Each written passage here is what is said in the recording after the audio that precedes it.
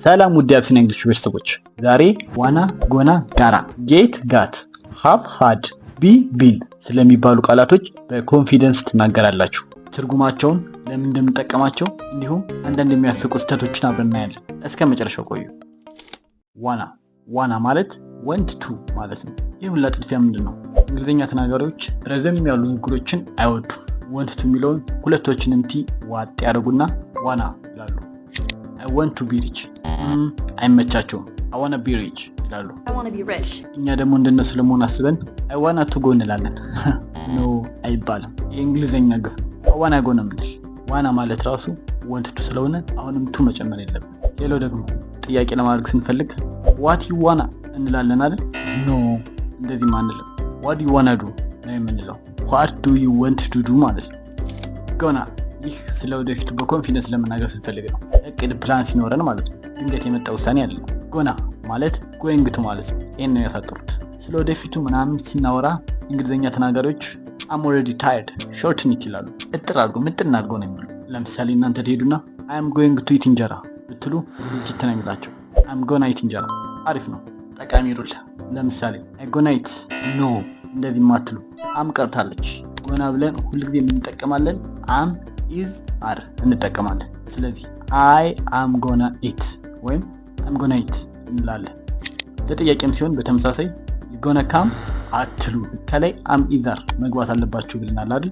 አሁንም በጥያቄ ላይ ተከትሎ ይመጣና ከፊት are አድርገን are you gonna come ወይም are you going to come እንላለን። እሺ ምሳሌ እንጨምር። I'm not gonna go እንደዚህ አንልም። ምክንያቱም ከላይ እንደነገርኳችሁ am ቀርታለች። I'm not gonna go I am not going to go right ይሆናል። እንደዚህ ሲሆን ጋታ ማለት መስት ማለት ነው። በነገራችን ላይ ግዴታ ነው የሚያመለክት። ግን ለምን መስት ሌላ ጋታ ሌላ፣ ፊደሎቹ ራሱ አይገናኙም። ካመጣጡ ስንጀምር ጋታ comes from have got to ከየት ነው የመጣው? have got to ከሚለው አገላለጽ ነው የመጣው። have got to ማለት ማድረግ ያለብን ነገር ወይም ጠንከር ያለ ግዴታ ነው የሚያሳየው። ለምሳሌ I gotta study ማጥናት አለብኝ አልበለዚያ በፈተና ወድቃለሁ ማለት ነው። መውደቅ ደግሞ አንፈልግም። ስለዚህ ግዴታ ነው ማለት ነው። በእንግሊዝኛ ሎጂክ እንድታስቡት have got to ማለት በጣም ረጅም ነው። ስለዚህ ጋራ እያላችሁ ተጠቀሙት። I gotta wake up early ምን ማለት ነው? I must wake up early በጠዋት መነሳት አለብኝ ማለት ነው።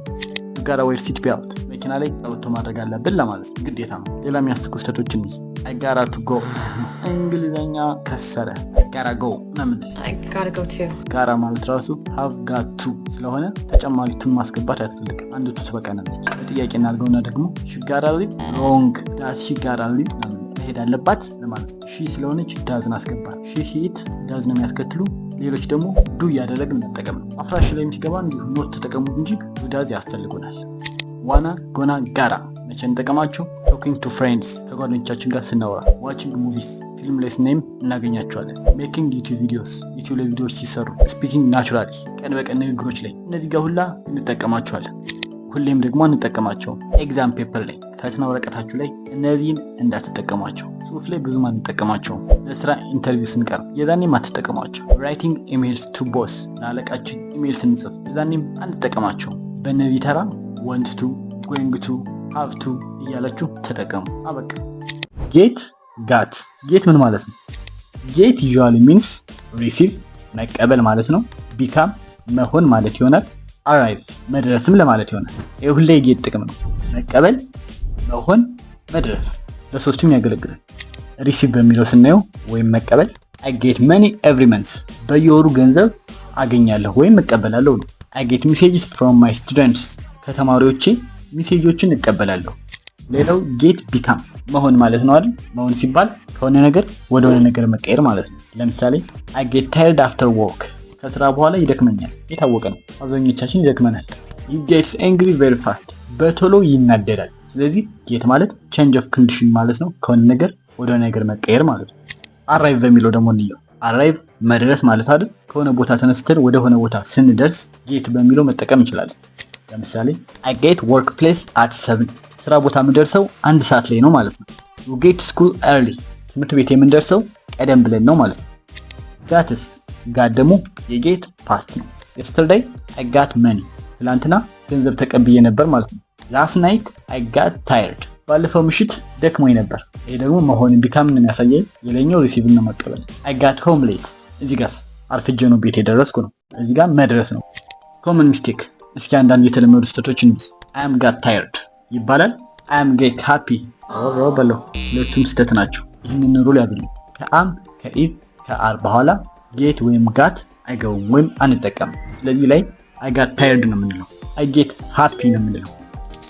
have had have ምን ማለት ነው? እንደምታውቁት have means possession ባለቤትነትን ነው የሚያሳይ አንዱ። ሁለተኛው ግን experience ልምዳችንን ወይም ተሞክሯችንን ያሳያል። I have a phone ብል ስልክ አለኝ ነው ባለቤትነትን ወይም possession እያሳየዋል። she has a car መኪና አላት ይህም ባለቤት እንደሆነች እያሳየ ነው። I have a phone but my phone has no storage ሌላው ደግሞ haveን ለኤክስፒሪየንስ እንጠቀመዋለን። ለምሳሌ I have a problem ብል የፕሮብሌም ባለቤት ነኝ ማለት ሳይሆን የችግር ተሞክሮ ወይም ልምዱ እንዳለኝ እየገለጽኩ ነው እንጂ ባለቤትነቴን እየገለጽኩ አይደለም። I have a headache አሁንም ራስ ምታት አለብኝ እያልኩ ነው። ሁለቱ ከላይ ያናቸው ኤግዛምፕሎች ልምዳችንን እንጂ እቃ አለኝ ማለት አይደሉም። እሺ had ምን ማለት ነው? had ደግሞ የሃቭ ወይም የሃዝ ፓስት ቴንስ ነው አላፊ ጊዜ ሲሆን። ወደ ታሪክ እንግባ ደግሞ yesterday I had meeting ትላንትና ምን ነበረኝ?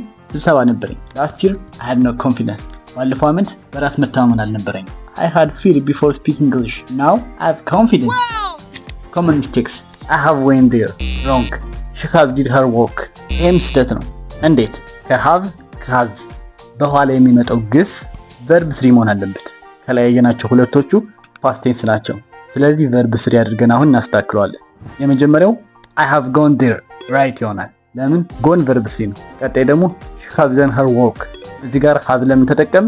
she he it has ነው የሚያስከትሉ። ሌሎች have ነው የምንጠቀም ለነሱ። የመጨረሻው be ምን ማለት ነው? be ቤዝ verb ነው። am is are ሁላ ይወክላል። ነገር ግን be ለብቻው ከማን ጋር ተጠቀሙታላችሁ? ከቱ will must can ይሄ ቃል ብዙ ጊዜ ስለሚያወዛግብ በደንብ በትኩረት አዳምጡ። I want to አለች አይደል? be fluent በእንግሊዘኛ ቀልጣፋ ተናጋሪ መሆን እፈልጋለሁ ለማለት ነው። ይሄ I will be successful ከዊል በኋላ ተጠቀምነው። አያችሁ ስኬታማ እሆናለሁ ነው ለወደፊት። you must be careful ከማን በኋላ ተጠቀምነው? ከመስት በኋላ ጠንቃቃ መሆን አለብህ። ቢን ደግሞ የቢ ምንድነው? verb 3 ነው። ቢን ከማን በኋላ የምንጠቀመው? ከሃቭ ከሃዝና ከሃድ በኋላ። I have been to አዲስ አበባ ከማን በኋላ ተጠቀምነው? ከሃቭ በኋላ ማለት ነው። አዲስ አበባ ሄጃለሁ ለማለት ነው። ኤክስፒሪየንሳችንን ለመግለጽ ነው። እዚህ ጋር she has been sick እዚህ ጋር ከማን በኋላ ተጠቀምነው? ከሃዝ በኋላ ቢንን ተጠቀምነው። ቢን መቼ ነው የምንጠቀመው ካላችሁ something started before and continue የሆነ ነገር በፊት ተጀምሮ ግን እስካሁን የቀጠለ ሲሆን ወይም ከዚህ በፊት ተፈጥሮ የነበረና አሁን ላይ ልምዱ እንዳለን ለመናገር ስንፈልግ እንጠቀመዋለን። እስኪ የተለመዱ ስህተቶችን እንይ። I am been happy እንደዚህ አንል። I've been there እንደዚህ ማንለ። ለምን? መጀመሪያው ላይ ቢንን ከማን ጋር የምንጠቀመው? ከነገርኳችሁ ከሶስቱ ጋር። ስለዚህ I am happy በሚለው እናስተካክለዋለን።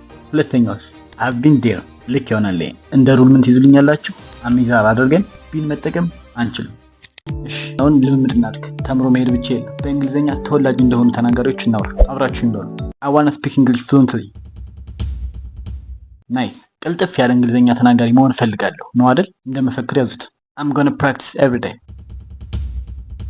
ናይስ። በየቀኑ ለማመዳለው ማለት ነው። ይሄም ጥሩ መፈክር ነው።